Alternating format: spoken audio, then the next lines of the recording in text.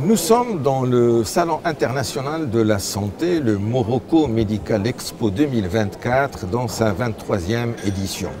Nous sommes dans le studio l'OLDG, qui vient de Rabat, qui s'est déplacé pour recueillir et accueillir nos amis, notamment de ce qu'on appelle l'Afrique subsaharienne. Oui. Et dans le studio, j'ai un collègue, Hector Okansei. C'est bien ça. Il est togolais, du Togo. Donc, où est-ce qu'il existe le Togo pour nos amis en Afrique Alors, le Togo est juste en bas du Burkina. Burkina Faso. Voilà. Et à côté, on a le Bénin. Et de l'autre côté, on a le Ghana. Très bien. Alors, Hector Okansei, il est entrepreneur, il est de formation juriste. Et dans le cadre de ce Medical Expo, il vient en tant que consultant en gestion hospitalière. Qu'est-ce que c'est que cette notion de gestion hospitalière ? Alors, il faut savoir qu'un centre de santé, c'est avant tout une entreprise. En tout cas, un centre public de santé. Ou privé ? En tout cas, un centre de santé privé.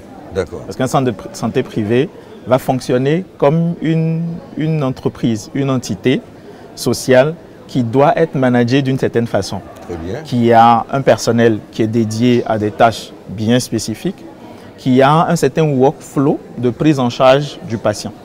Et donc, mon travail consiste à accompagner les centres de santé dans cette gestion qui doit être faite de façon la plus optimale possible. Et c'est ce que je fais au quotidien avec les clients que j'accompagne. Lorsque vous dites le fonctionnement optimal d'un centre de santé, est-ce que le centre de santé, pour vous dire, nous, la formation pyramidale, le centre de santé, c'est en bas de l'échelle. Puis il y a les hôpitaux régionaux, puis il y a les hôpitaux universitaires. Qu'est-ce que vous appelez centre de santé? C'est de façon générique en réalité. Ah, d'accord. Alors, les établissements de santé. Les établissements de santé. Alors, quel est le profil que doit avoir, j'allais dire entre guillemets, un bon gestionnaire hospitalier, d'autant plus qu'au Maroc, en France et ailleurs, il y a un grand débat, c'est que c'est les médecins qui font la gestion d'un établissement hospitalier. Oui. Est-ce qu'ils sont formés pour être gestionnaires? Est-ce que c'est le bon profil? Ou la chose que moi, médecin, je défends, un établissement hospitalier au top management, il faut qu'il y ait un gestionnaire pur et dur. Très bien. Alors, vous faites bien de rappeler le débat. C'est un débat qui est houleux et qui amène souvent beaucoup de, on va dire, beaucoup de conflits entre deux écoles. Ceux qui estiment que les médecins sont plus à même de gérer le centre de santé et ceux qui estiment que les gestionnaires doivent pouvoir le faire. Ma réponse va être quelque peu dichotomique. Le problème ne se pose pas parce que c'est un médecin. Je pense que le problème est à poser quand on estime que parce que je suis médecin, je suis de facto apte à gérer un centre de santé. C'est là qu'il y a un problème. J'ai reçu une formation de médecin, j'ai un certain sillage dans lequel je fonctionne. La gestion hospitalière n'est pas la médecine. Ce n'est pas parce que je suis médecin que de facto, je suis un bon gestionnaire. Donc moi, ma question c'est, est-ce que le médecin, en plus de sa formation de médecin, a reçu une formation en management des établissements de santé? Et si oui, et donc il est apte à pouvoir le faire. Sinon, est apte toute personne qui reçoit une formation dans ce cadre-là pour gérer un établissement de santé. Un médecin peut gérer un établissement de santé à condition qu'il soit formé. Qu'il soit formé et qu'il ait les outils. Les outils, par exemple, les outils. Quel genre d'outils? Alors, les outils, d'ailleurs, c'est l'objet de mon intervention ici. J'ai été invité pour participer au panel du Smart Hospital. Le Smart Hospital aujourd'hui, c'est quoi? C'est simplement les outils technologiques qu'on remet à un gestionnaire et on lui donne les moyens, on lui facilite la vie, on lui facilite ses tâches de gestion. Parce qu'en réalité, la gestion, c'est quoi? La gestion, c'est être simplement capable de collecter des données de fonctionnement, des données d'audit, les workflows, de collecter ces données-là et de pouvoir utiliser ces données. Une fois qu'on arrive à les connecter, on peut donc les comparer, on peut les rapprocher et on peut dégager des tendances. À partir du moment où on dégage les tendances, on est donc prédictif.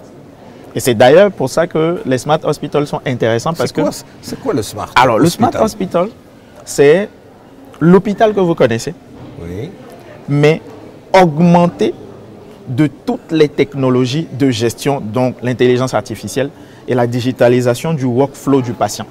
À partir du moment où on peut digitaliser le workflow du patient et qu'on peut collecter des données, qu'on peut analyser grâce aux intelligences artificielles, on est dans un cadre de Smart Hospital. Est-ce que c'est coûteux de passer d'un hôpital génération normale à un hôpital génération smart?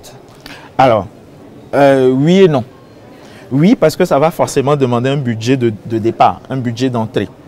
Parce qu'on va forcément quitter une certaine façon de faire, un certain support qui est du papier, vers un support numérique.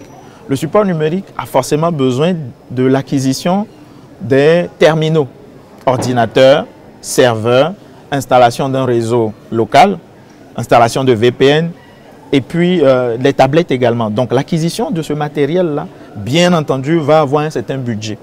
En plus du matériel qui n'est que le palier 1, le palier 2 va être l'acquisition d'un système de gestion, dont un SIH ou un ERP de gestion, comme Clinica que vous tenez dans la main, qui est un ERP de gestion qui digitalise absolument tout dans le centre de santé. Bien entendu, ça également, ça a un ticket d'entrée. Alors je dis oui, et ensuite je dis non. Pourquoi? Parce que l'utilisation, à partir du moment où on digitalise, à partir du moment où on entre dans un besoin de transformation digitale, eh bien, sur le temps, on va donc avoir des économies de coûts. Je connais des établissements d'assurance qui dépensent des millions pour simplement des frais d'imprimerie, des frais d'impression. Aujourd'hui, grâce à Clinica, il y a cette interopérabilité-là qui permet de ne plus prendre en charge un patient avec le papier, mais le patient qui vient, qui entre dans un système digitalisé, et ce système digitalisé va pouvoir interopérer avec d'autres structures qui gravitent autour des établissements de santé. C'est tout ça, c'est cet écosystème qu'on met en place et qui représente ce Smart Hospital. Donc dans cette interopérabilité, l'établissement va pouvoir envoyer des factures de remboursement. Donc on supprime le papier. Donc sur le long terme, c'est forcément bénéfique. Très bien. Alors, Hector Okansé, oui. Vous êtes togolais, oui. Vous êtes dans le cadre du Salon international. Oui. Donc, une question qui s'impose d'elle-même. Oui. Qu'en est-il de la coopération entre le Togo et le Maroc en matière de santé? Alors, en matière de santé, ce qu'il faut savoir, c'est que le Togo aujourd'hui est en train de se positionner comme un hub d'innovation dans la sous-région ouest africaine, avec un foisonnement de solutions digitales qui partent de la télémédecine au carnet de santé numérique ou à des produits comme Clinica qui sont des ERP de gestion hospitalière. On peut imaginer, de ce qui se fait aujourd'hui, que je sais, c'est que le Maroc est quand même un poil très avancé, d'accord, en ce qui concerne la gestion de la santé en général. Et tout ce qu'il y a comme Smart Hospital, tout ce qu'il y a comme technologie de pointe dans différents domaines de santé sont déjà présents au niveau du Maroc. Ce qui fait qu'aujourd'hui, on a beaucoup d'avions médicalisés, oui, d'accord, qui quittent nos pays, pas seulement le Togo, hein, mais nos pays de l'Afrique subsaharienne, qui viennent vers le Maroc pour la prise en charge de certaines pathologies qui nécessiteraient qu'on aille soit en France ou aux États-Unis. Des avions médicalisés qui ramènent des malades pour le Maroc. Qui ramènent les malades pour le Maroc. Merci pour toutes ces informations, Hector Okansé. Je rappelle que vous êtes installé au Togo? Je suis installé au Togo, mais aujourd'hui, on se déploie au Bénin, en Côte d'Ivoire, au Sénégal et désormais au Maroc dans quelques jours. Merci d'avoir répondu à l'invitation de l'EDGTV. C'est moi qui vous remercie. Et à très bientôt. À très bientôt. Merci.